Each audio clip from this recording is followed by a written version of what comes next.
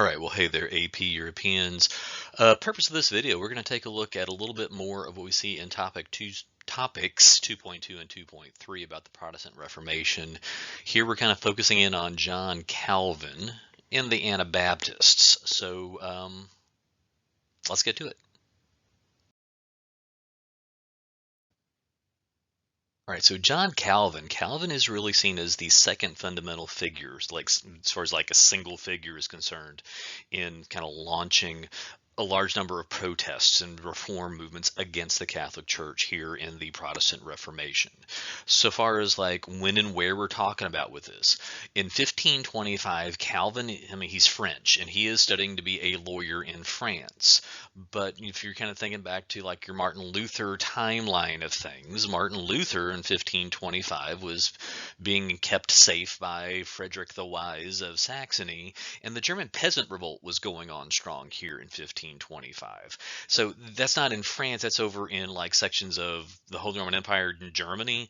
But that kind of activity is definitely having an influence on Calvin and his thought process when it comes down to religion.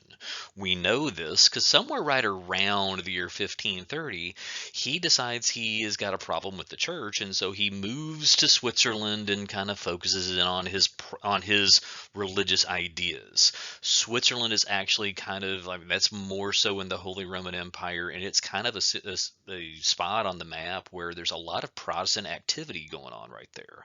And so while he's there, he's talking to people, and it's kind of like a free flow of ideas of like what it means to be religious and what it means to be a true Christian. And so he kind of turns to the Bible and is kind of like using some of those humanist ideas we've been talking off and on about all year long. And in 1536, Calvin publishes a book called The Institutes of the Christian Religion. And in this book, he's doing the same thing that Luther did about a decade and a half earlier. He's kind of spelling out what his ideas are so far as church beliefs and what makes a good Christian and his criticisms of the Catholic Church. And so, like in this book, there's kind of like some pretty big controversial ideas that are coming into play. First of which, and this sounds a whole lot like Luther here, he denies the Pope's authority. He says that the Bible is the supreme source of religious law, that it's not about priests and it's not about popes, it's really about Bible and Scripture. This is kind of the same thing that Luther's been saying for several years at this point. But a couple of things that make Calvin's ideas stand out from Luther's and kind of makes him unique on this. He talks about the idea of predestination.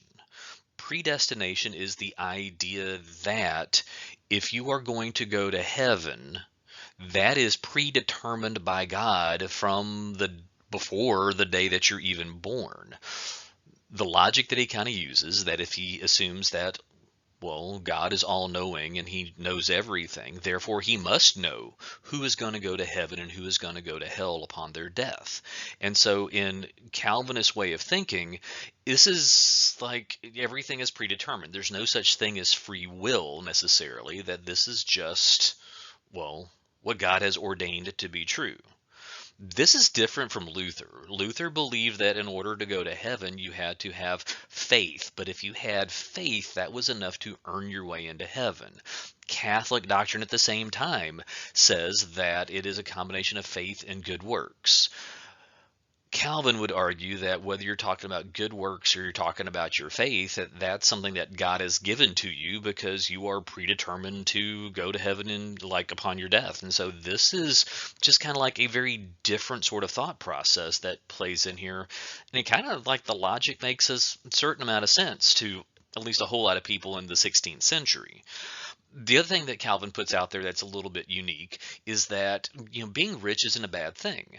That there is, in fact, something to be said for leading a good life and working hard and having like a sense of enjoyment in the, some of the pleasures that you have here on earth. So he says wealth can actually be a sign of God's favor as a reward of sorts for hard work. And I know there's a little bit of a logical gap in here. How can hard work give you wealth as a sign of God's favor, as a reward of everything is already predestined and preordained. And what Calvin really say is, like, me leading a good life and having money, well, that's been preordained and predestined by God, and so therefore there should be no problem with it. But I think you can also kind of imagine how this part of Calvinist belief would have a certain amount of appeal to people in the upper classes of society. Like if you are a merchant or if you are a noble that has a decent amount of money, well, then maybe Calvinism seems like an option that you could turn to for your religious faith because it kind of fits for the worldview that you've built for yourself. One more idea that kind of comes in to really, make Calvin unique on this. Calvin is openly challenging the idea that monarchs should have any control over religion. Calvin believes that religion should be kind of separate and that monarchs are, and that to a certain extent, there should be a separation of church and state. Like, why would somebody like Henry VIII or Charles I, why should that person have anything to do with my religion at all when I don't have any kind of idea of like how good of a person they are at heart? And so when he says this, he kind of like builds this up as this concept that really monarchs shouldn't have much control of religion and maybe they shouldn't have much control of anything else. And so in Geneva in Switzerland in 1540 they actually established a theocracy which kind of means that it is a government that is being run by the church. And so this is a very much a religious based community, but it's really kind of happening from the bottom up, not like Henry VIII as a top down magisterial reformation. This is kind of appealing to a different set of people. But the question that's kind of tagged in here as well, when we're looking at this and we want to figure out who else is challenging the control that the monarchs have got, I mean, I kind of want to make you just push the pause button and think about it because I hope you remember that nobles are also challenging monarchs' control up in the Holy Roman Empire. The nobles over in England, not so much because remember Henry kind of bribes them with land and money and gets them to go along with his plans. But when we're talking about like this challenge from nobles against the monarchs and this challenge from Calvinists against the monarchs, you may not be surprised to learn that there's a lot of nobles that kind of lean towards Calvinist way of thinking, which means in the long term of this, it's like there is a long-term impact that comes out of Calvinists. So similar sort of table that we've seen before. And so just as a little bit of a, the terminology side of this. Okay, so over here in the left column, we've got like those categories. And over in this middle column, the term here, this is Huguenots. Actually, it's French, so it should be pronounced Huguenot, but I always struggle with this word. It's Huguenots to me. These are French Calvinists. Okay, so this is kind of a real like centerpiece of Calvinist thinking is in France. These French Calvinists are trying to launch consistent challenges against the Catholic Church because that's something that Calvin was doing, but also against the French monarchy because this is something that Calvin was doing. And so this is going to kind of like take some pretty serious hold what's going on here. And the demands that they make on this, they want to have some freedom of religion. Calvinists are really not seen as being very welcomed in a lot of religious discussions. They want to see a reduced power and influence of the Catholic Church, and they want to see more political rights because they feel like political rights for nobles that might be rebelling against the monarchy, well, maybe the nobles should have their attention paid more so to it. So I'm going to like say this one more time. The political rights that we're talking about, don't go thinking that we're talking about the right to vote for everybody because we got hundreds of years before we get there. But political rights, we're talking about for the nobility, okay? So this is the nobles maybe looking to challenge the monarchy, one link up the great chain. This is kind of the direction that is moving in. Now, if you're on the right side of this chart, you've got the Puritans. You might know the Puritans are in England. They're called Puritans because they want to purify the new Anglican Church. And this is they're like really by the 1550s they're starting to come in. Although a lot of Calvinist thinking is going to be a little bit later getting over there. They're trying to challenge the Catholic influences that may or may not still be in England, and they're trying to challenge the power of the English monarchy. They're not real cool with the idea that the Anglican Church is basically identical to the Catholic Church, and so they want to purify the Anglican Church in order to, well, take better care of Englishmen. And then, like, their demands. Oh my gosh, I just said all of this, didn't I? They want to purify and reform the Anglican Church. They want to get the Catholics out of England because they are associating Catholics more with just kind of like the wrong religion. Not to mention there's some heavy Spanish support going here. And they want to see increased power for Parliament, parliamentarian power.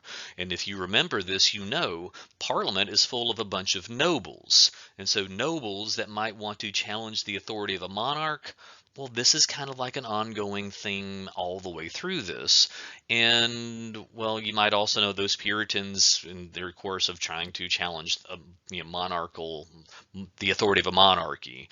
Some of these Puritans are going to like move to Massachusetts in the 1630s and help start some of the early American colonies.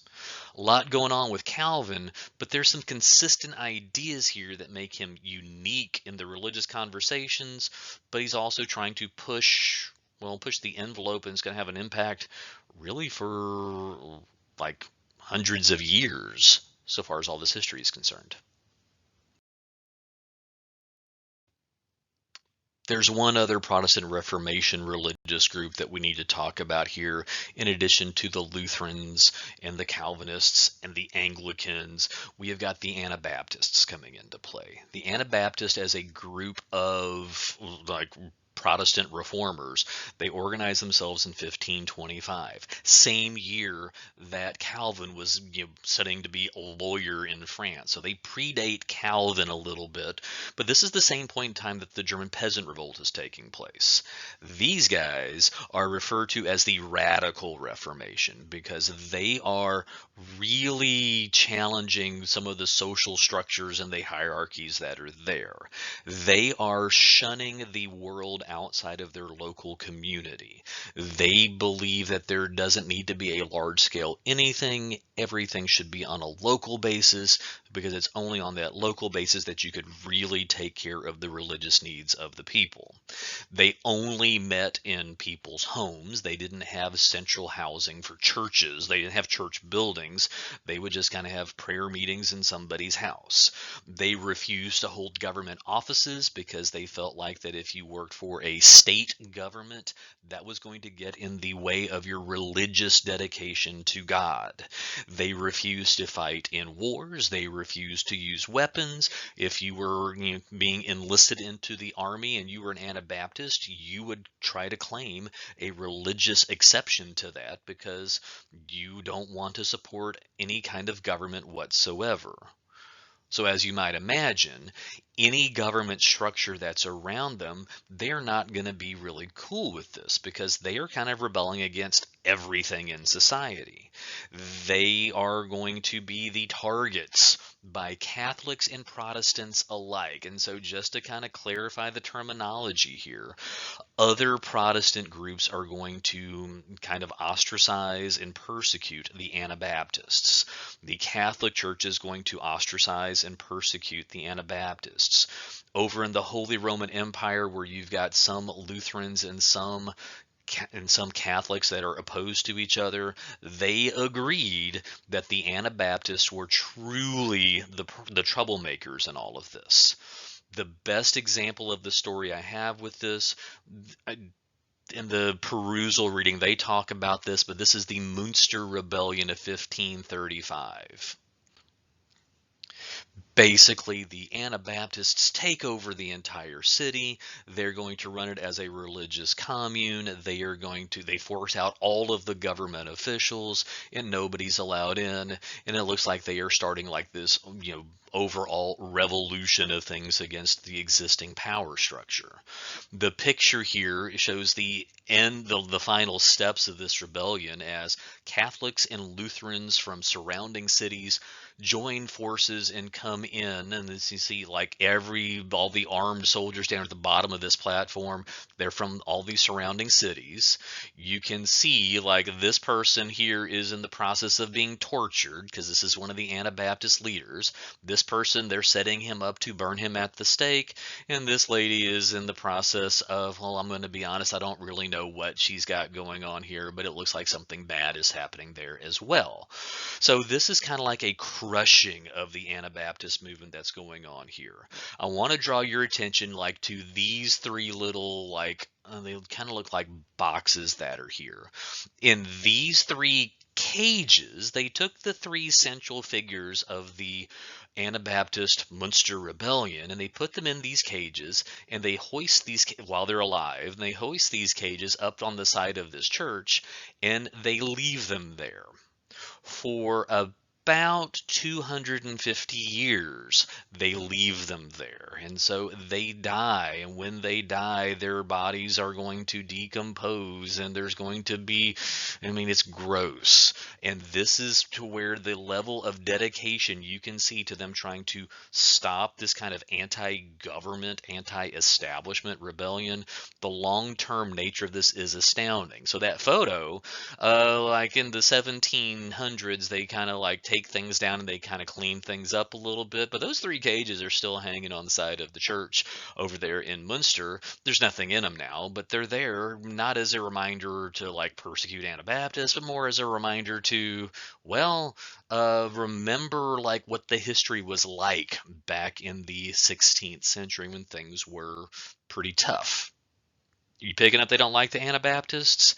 Well, interesting. When you persecute a religious group, that doesn't mean they're going to go away. If anything, it means that they get more dedicated into their religious beliefs. So in the long-term impact of this, you have different religious groups that are going to come out of this. The Mennonites are a Dutch version of the Anabaptist movement. Quakers are an English version of this. If you think back to your U.S. history days, you might remember that William Penn, who is the founder of Pennsylvania, he was a Quaker about 150 years after all of this is going on. And then you got Unitarians, who are a type of Christian, but when it comes down to Father, Son, Holy Ghost as the Holy Trinity, they just believe it's one God. But all of these groups have two things in common. One, they have their origins in the Anabaptist movement with this belief that there should be like nothing to hold you back from your dedication to God. And two, all of these groups are still around in some level even in the 21st century. So the movements don't really go away. They just kind of like shift and move around, and well, sometimes they take on different names. But that's what we've got in here. A little bit of Calvin, a little bit of the Anabaptists, kind of rounding out some of the harsh, but rounding out some of the religious ideas that we are seeing here in these couple of topics. So, thanks for listening.